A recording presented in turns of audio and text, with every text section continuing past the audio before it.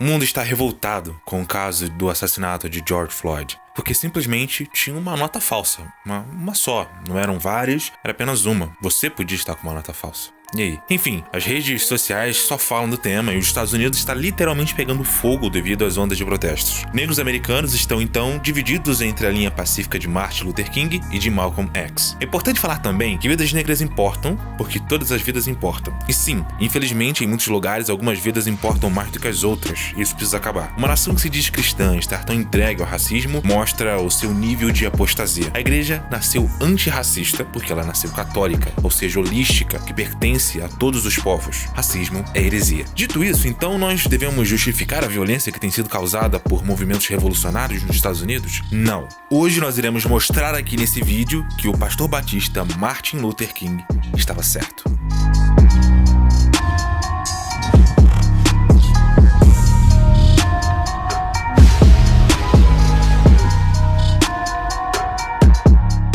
Primeiro, que vitimar pessoas inocentes já é moralmente e eticamente errado. Segundo, porque é provado cientificamente que não funciona tão bem quanto os processos pacíficos. E 3, não confiem em ninguém que defende depredação da propriedade alheia, porque a próxima pode ser a sua. É verdade. Porém, pessoal, se inscreve no nosso canal aqui, dá um like para ajudar no nosso trabalho de trazer informações de qualidade para vocês. Aqui nós possuímos algumas séries interessantes, que a mais famosa delas é Stranger Gospel, que é uma série focada na refutação de heresias do cristianismo, porque somos um portal cristão, apesar do nosso nome irônico. Confira também a nossa série Sob Controle, que é uma análise da cultura pop, sob uma perspectiva cristã, principalmente focada em games. E também temos um podcast chamado Taverna dos Clérigos, focado em teologia, política, economia, cultura pop, no geral. Também temos o Homo Litúrgicos, que é uma série devocional, seguindo o calendário cristão litúrgico, etc. Então vamos lá para o assunto do vídeo. Muita gente acha que quebrar tudo resolve, sair tacando fogo, sair fazendo vandalismo, saqueando, roubando,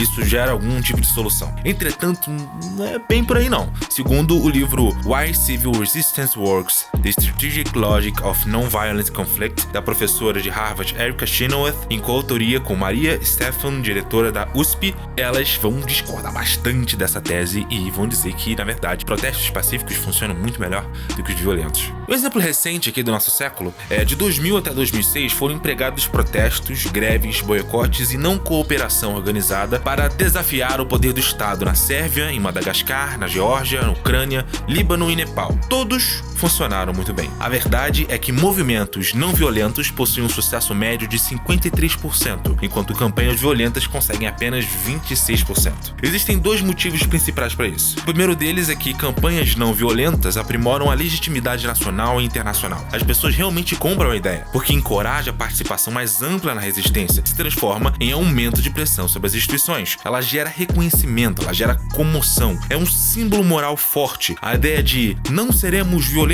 apesar da sua violência é comovente. Ela chama pessoas, chama adeptos. É a forma mais inteligente de antagonizar o componente, é declinando-o moralmente. E essa é a vantagem de protestos não violentos. O segundo motivo é que campanhas violentas são tudo o que as instituições precisam para justificar um contra-ataque em nome da legítima defesa. Se o governo atacar manifestantes pacíficos, isso deteriora as relações diplomáticas e abala as instituições internas, contribuindo para sua derrocada. As pessoas percebem militantes violentos como extremistas, com objetivos revolucionários e oportunistas. Isso enfraquece o movimento. Já com militantes pacíficos, são sempre vistos como equilibrados e isso facilita as concessões por meio de negociação. Então a gente tem que avaliar que, para o Estado, o que custa mais caro? Reprimir movimentos violentos ou reprimir movimentos pacíficos? As evidências mostram que reprimir movimentos pacíficos geram mais riscos para as instituições repressoras. Isso ainda falando de estados autoritários, que não é o caso dos Estados Unidos. Então seria melhor lá do que em outros lugares que são totalitários, com regimes de ditadura, etc. Quando isso ocorre, geralmente gera uma quebra da obediência civil, uma mobilização da população contra o regime e uma pressão internacional denunciando a repressão, exigindo medidas e criando sanções econômicas graves que vão enfraquecer o governo, que agora vai ter um problema econômico para lidar também. Os custos internos também são mais graves, porque os manifestantes não podem ser chamados de terroristas, não podem ser rotulados dessa forma. Funcionários públicos, forças de segurança, membros do judiciário têm uma maior probabilidade de mudar de lado ou apoiar o movimento publicamente, mesmo que seja isso. Agentes políticos de oposição também podem enxergar vantagens em apoiar as manifestações e ficar bem na foto, né? Obviamente, político quer ficar bem na foto. Pense no movimento pacífico de impeachment da Dilma. Ela saiu porque o brasileiro de verde e amarelo se tornou um símbolo moralmente superior à corja do PT. Você pode discordar, você pode achar que eu tô errado, mas é isso que aconteceu, né? No jogo político, vence o que se agarra melhor aos símbolos de esperança, virtude e moralidade. Quem contribuiu para a derrocada da ditadura militar no Brasil foi o movimento das diretas já. Aquilo foi fundamental para que a ditadura caísse. Também foi um movimento pacífico. Não foi os guerrilheiros que tentavam matar e fazer uma revolução armada no Brasil que derrotou a ditadura. Foram pessoas pacíficas nas ruas. Campanhas não violentas também são mais abertas à negociação, porque elas não estão ameaçando a vida nem o bem-estar de membros do regime-alvo. Os defensores do regime são mais propensos a barganhar com grupos de resistência que não estão matando ou mutilando seus companheiros. A teoria da inferência por correspondência sugere que campanhas não violentas são mais atraentes para a massa e mais persuasivo para conseguir apoio e concessões. Devemos ter em mente que o apoio público é crucial para qualquer resistência. Protestos violentos são mal vistos. Eles destroem possíveis apoiadores também. Voltando para a questão do George Floyd, o dono do estabelecimento que foram lá no comércio dele e tacaram fogo, ele poderia ajudar, mas agora ele vai odiar. Sem falar de inúmeros negros que tiveram seus estabelecimentos destruídos por causa de um bando de badernista, um bando de bandido, um bando de terrorista. Problem that bothers me, you says Black Lives Matter. I've worked here part-time. Plus, I'm a part owner of this store. You said Black Lives Matter.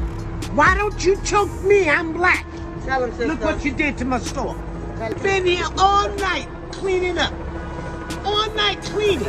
And you got black people standing right here with them. Black people. Me. That's right. Black Lives Matter. You lie.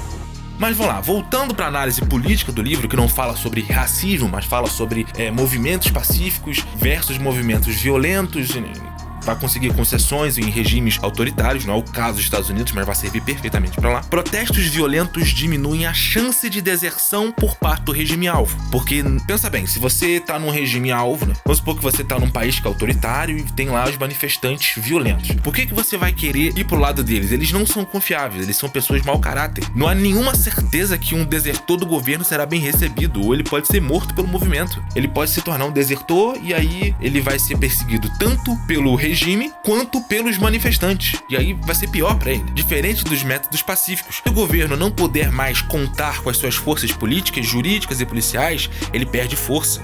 Trazendo para o contexto americano, que não é totalitário, se agentes públicos estão motivados a resolver os problemas do racismo que existe, um racismo estrutural, por mais que o pessoal falar que isso é coisa de esquerda, realmente a esquerda fala mais sobre isso. E talvez o problema da direita seja não falar sobre o racismo, né? E isso é um grande problema que a direita tem que eu que sou de direita, temos que lidar e temos que tratar. Não podemos deixar que o debate sobre racismo seja monopolizado por um lado só. Tem que ter um debate a respeito desse assunto. Vamos lá, voltando. Quando existe violência, a mídia obviamente vê mais interesse em informar os abusos do movimento. Não porque a mídia é malvadona, mas porque elas são empresas e empresas enxergam o lucro na notícia ruim. As pessoas compram mais notícias ruins do que notícias boas. Então, obviamente, ela vai dar muito mais notícia ruim do que notícia boa. Isso faz parte do jogo. E por isso, por causa dessa divulgação na mente das pessoas, os protestos vão se tornando apenas violência. Aquele grupinho pacífico em algum lugar ou outro, eles não vão ser noticiados, eles não vão ganhar destaque. Isso gera perspectiva de caos e a maioria da população é contra a violência. Os manifestantes americanos que estão destruindo e roubando são terroristas e ladrões. Por mais que isso seja um rótulo, chamar manifestantes que estão destruindo e roubando de terroristas e ladrões é um rótulo verdadeiro, porque quem rouba coisa é ladrão e quem destrói a coisa dos outros, quem sai botando fogo é terrorista. A questão é que esse rótulo acaba sendo colocado em cima do movimento. Então, por mais que existam pessoas que não são ladrões nem são terroristas no movimento, eles vão passar a ser, porque agora toda a mídia e todas as pessoas vão estar divulgando os abusos daquele movimento. Ou seja, todas as pessoas que estão ali pacificamente vão se tornar ladrões e terroristas. I understand y'all upset, but like it was already said, I doubt y'all half as upset as I am. So if I'm not over here wilding out, if I'm not over here blowing up stuff, if I'm not over here messing up my community, then what are y'all doing? What are y'all doing? Y'all doing nothing, because that's not gonna bring my brother back at all. It may feel good for the moment, just like when you drink, but when it comes down, you're gonna wonder what you did. My family is a peaceful family. My family is God-fearing. Yeah, we upset, but we're not gonna take it. We're not gonna be repetitious. In every case of police brutality, the same thing has been happening. Y'all protest, y'all destroy stuff, and if they don't move, you know why they don't move? Because it's not their stuff, it's our stuff. So they want us to destroy our stuff. They're not gonna move. Let's do this another way. Let's switch it up, y'all. Let's switch it up. Do this peacefully. Please. My brother moved here from Houston, and I used to talk to him on the phone. He loved it here. He started driving truck. He was good. So I highly doubt. I know he would not want y'all to be doing it. Isso é um problema porque o George Floyd parou de ser uma pessoa que foi morta para se tornar um símbolo. Então não importa se ele vai concordar ou se ele não vai concordar, se a família dele vai concordar ou não vai concordar. A liderança então parece se importar mais com o símbolo do assassinato de George Floyd do que de fato as convicções, e as ideias e o pensamento e o George Floyd enquanto pessoa. Pessoal, sobre esse livro as autoras vão inserir diversas hipóteses variáveis, vão seguir o método científico. O link do livro tá na descrição, você pode adquirir e vai saber completamente como foi o método que elas utilizaram. Aqui nós vamos apenas resumir e concluir. Encerrando, foram analisados 323 casos de movimentos de 1900 até 2006. Foi concluído que campanhas de resistência que obrigam mudanças de lealdade dos burocratas provavelmente terão mais sucesso. Tratar com violência manifestantes pacíficos gera comoção internacional e, como resultado, sanções econômicas. Causas que criam muitos adeptos, como a luta contra o racismo, são difíceis de conter, reprimir ou ignorar, principalmente se forem pacíficas. As conclusões indicam que a resistência não violenta parece ser muito mais efetiva, 2 vezes mais efetiva, na produção de mudança social do que a resistência violenta. E também um detalhe que é fundamental: não existe na história do século XX e do século XXI até agora um movimento pacífico que tenha mobilizado pelo menos 3,5% da população do país e não tenha conseguido alcançar seus objetivos. Isso é o que nós sabemos a partir das evidências empíricas. Então, quem quebra a propriedade alheia ou do Estado é apenas um criminoso babaca que usa um movimento para vomitar toda a sua psicopatia